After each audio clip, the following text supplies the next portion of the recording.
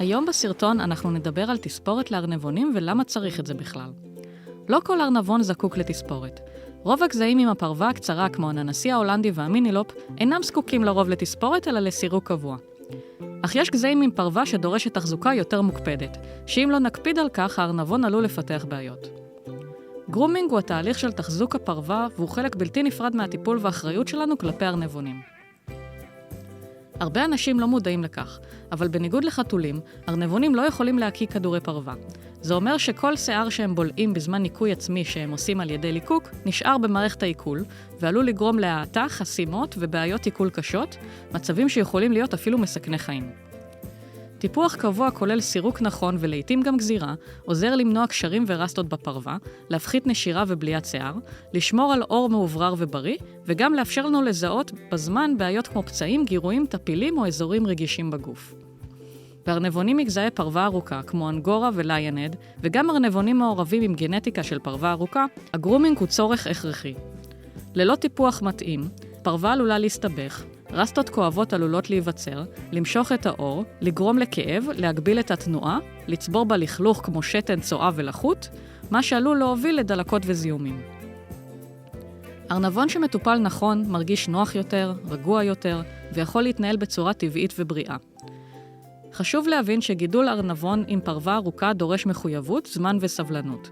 ואם אין אפשרות לבצע זאת לבד, מומלץ להיעזר באיש מקצוע שמנוסה בגרומינג לארנבונים. ועכשיו השאלה המתבקשת, אבל איך הם שורדים בטבע בלי גרומינג ותספורת? התשובה לכך היא שזנים אלה הם מבויתים, ואינם קיימים או יכולים לשרוד בלי התערבות האדם בטבע. הזנים הראשונים של הארנבונים ארוכי הפרווה פותחו למטרות חקלאיות, בעיקר לצורך הפקת צמר האנגורה. צמר זה נחשב לאחד מהסיבים הטבעיים הרכים, החמים והיקרים ביותר בעולם. משמש לייצור בגדים, צעיפים וטקסטיל איכותי. ארנבי אנגורה גודלו באופן סלקטיבי, כך שהפרווה שלהם תהיה ארוכה מאוד, הצמיחה תהיה מהירה וצפופה, והסיב יהיה רך במיוחד. בהמשך, עם התפתחות הכלבנות והתחרות הארנבונים התחרותית, החלו מגדלים לפתח זני פרווה ארוכים גם למטרות נוי, תערוכות וחיות מחמד. כך נוצרו זנים נוספים עם דגש על מראה בובתי ורך. חשוב להבין, הפרווה הארוכה אינה תכונה טבעית בטבע, אלא תוצאה של השבחה גנטית מכוונת. בטבע, פרווה כזאת הייתה מהווה חיסרון, קושי בתנועה, הצטברות לכלוך, סיכון גבוה לבעיות עור וטפילים. לכן, ארנבונים ארוכי פרווה תלויים לחלוטין באדם לצורך טיפוח וגרומינג קבוע. יש לי לא מעט לקוחות עם ארנבונים בעלי פרווה ארוכה שמגיעים אליי באופן קבוע לגרומינג. בסרטון זה אראה לכם את הארנבון החמוד שהגיע אליי לטיפול. הוא נראה כמו ארנבון מזן ראש אריה. ניתן לראות שמצב הפרווה שלו לא כל כך טוב, והציפורניים שלו ארוכות מדי, וזה כי עבר יותר מדי זמן מאז הפעם האחרונה שהביאו אותו אליי לטיפול. אז בואו נתחיל בטיפול. אני מברישה את הארנבון עם מברשת לבעלי חיים. אתם יכולים לקנות אותה בכל חנות חיות או להזמין דרך האינטרנט.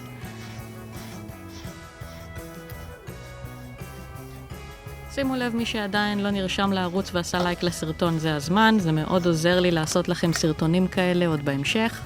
אז אני אשמח שתתמכו בערוץ. בואו נחזור לארנבון.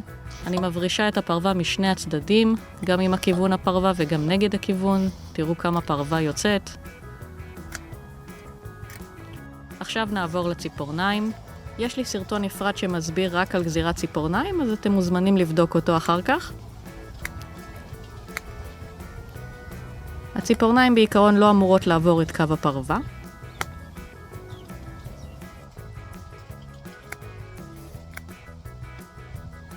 ילד טוב. עכשיו נעשה רגל אחורית.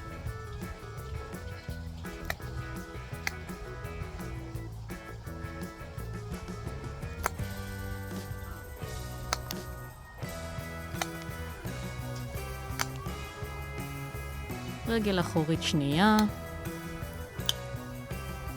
הארנב הזה הוא בדיוק דוגמה טובה למה שדיברתי עליו. בעצם הרסטות והצואה והשתן שנתפסים בפרווה מאחורה, ובעצם יכולים לגרום לדלקת אם לא מנקים את זה בזמן. אני לא מראה לכם את התהליך ניקיון של האזור הזה, כי זה לא נעים לראות קקי, אבל אני אראה לכם מה יצא משם. תראו את הרסטות, את כל הפרווה מטונפת שהוצאתי ממנו.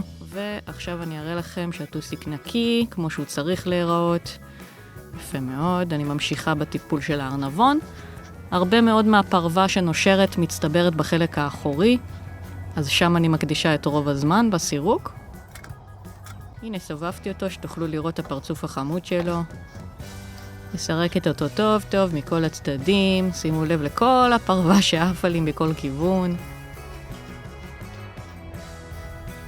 אמרתי, אתם יכולים לקנות מסרק לחתולים, הוא עובד די טוב גם על ארנבונים.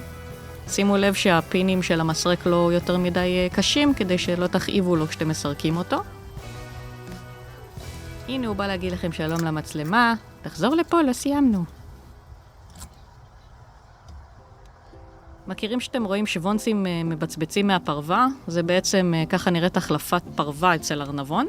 וממש עם מגע עדין אפשר לתלוש את זה ממש בלי להפעיל אפילו לחץ, זה יוצא ממש בקלות.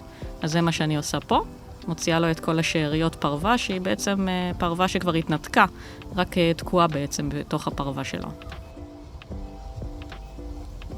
עכשיו אני עוברת למסרק נוסף, זה מסרק מסוג פרמינטור, גם אותו ניתן להשיג כמעט בכל חנות חיות, הוא עובד קצת אחרת, והוא טוב פה להשלמת התהליך.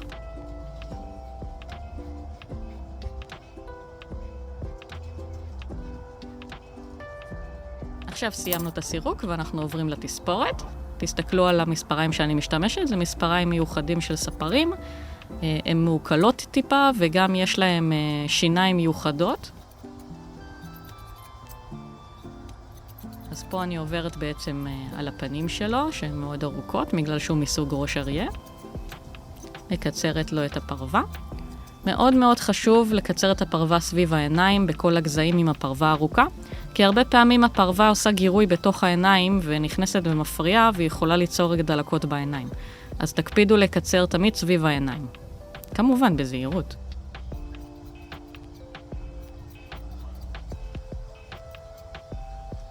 ואני עוברת עם המספריים בעצם על כל הגוף ומקצרת את האורך. אני אישית מעדיפה להשתמש במספריים ידנית ולא במכשיר לגילוח. אני משתמשת במכשיר רק אם ממש יש רסטות שצריך להוריד ואי אפשר להוציא עם המספריים.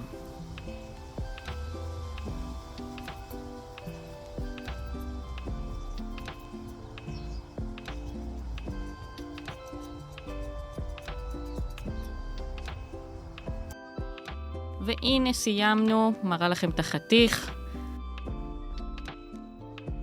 תראו כמה פרווה יצא ממנו, הציפורניים שלו תקינות עכשיו. שוב עוד פעם, מבט אחרון ודוגמה למצלמה.